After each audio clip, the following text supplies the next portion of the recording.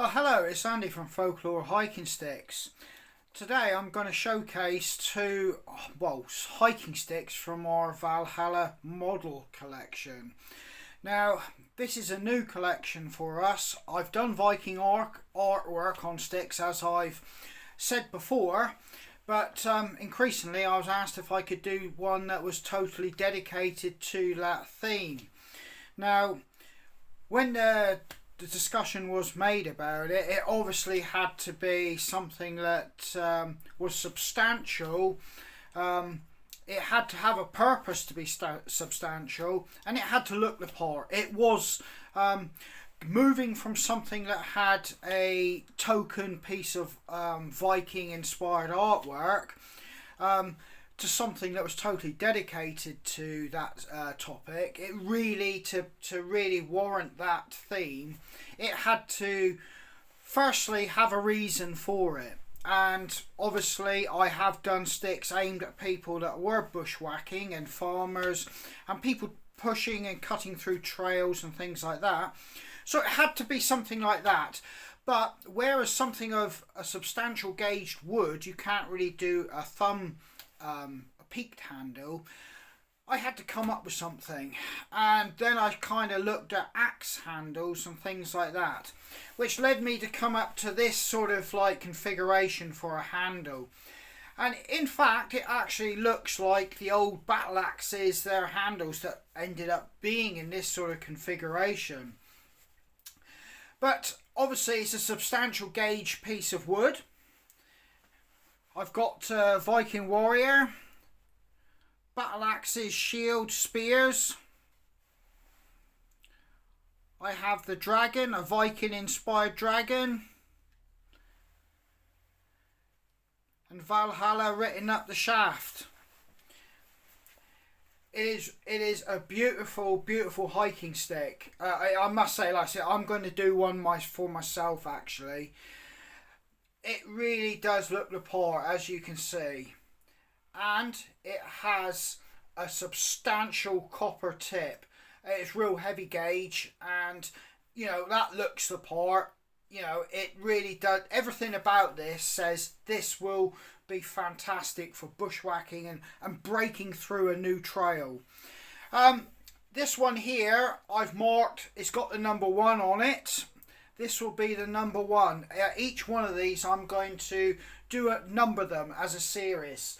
I don't anticipate this is going to be everybody's cup of tea, but I think that it warrants having a number on it for the people that do buy it, because these people that will buy these will obviously be paying a little bit more, but on top of that it gives not only that Viking inspired artwork and the actual stick itself. I mean, a lot of work went into this, the finishing, the shaping, the manufacturing of the end piece, and indeed the finishing of the coats that are applied to it, and that a lot of work went into this. So I think it warrants it, you know, making the purchaser have something that is numbered and they can verify where they sit in the chain, and the fact that it is a limited edition. I shan't be producing these as the mainstay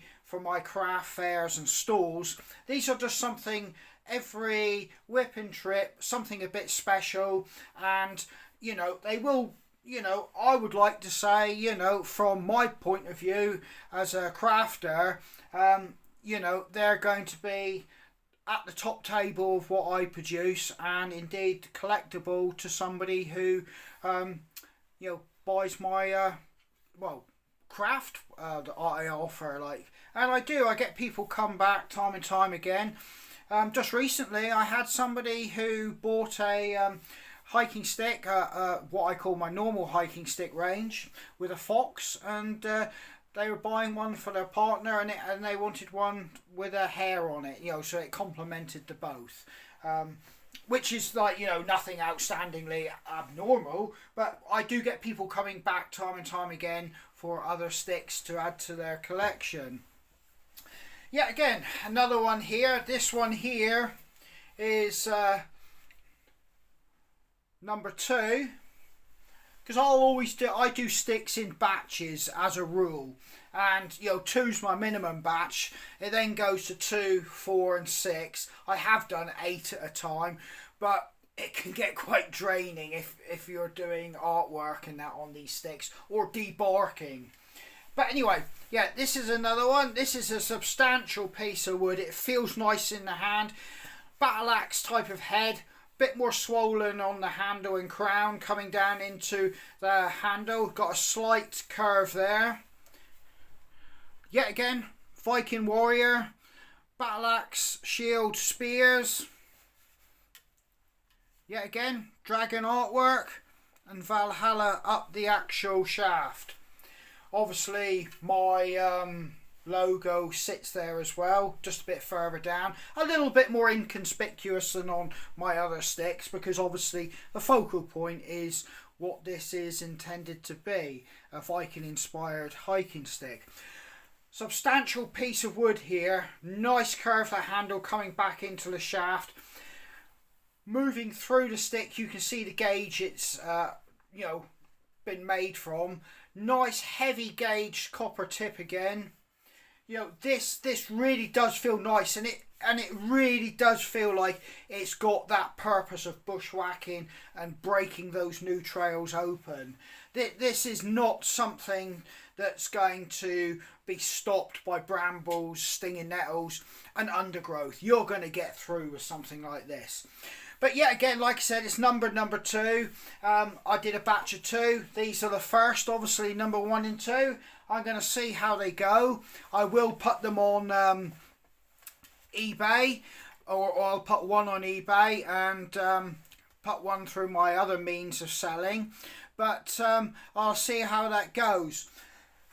I mean, eBay's a cutthroat kind of business for crafters, and probably I will have to revert to my craft fairs and stalls to sell it, and more than likely it'll probably go there, because people coming to those events, you know, are possibly looking for something that I can offer them at those events.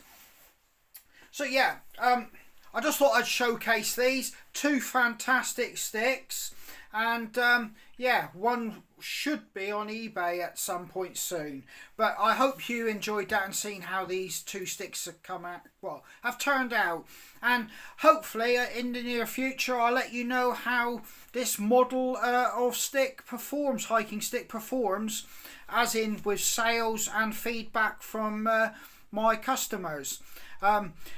Like I said, I do have a close relationship with my customers, particularly the ones that are local, or should I say ones that come back to me on a regular basis. In fact, I'm just doing one that's a Cornish themed one for a lady, which wanted Cornish engine houses and things like that all over it, along with a woodland theme as well. And that was quite heavy going.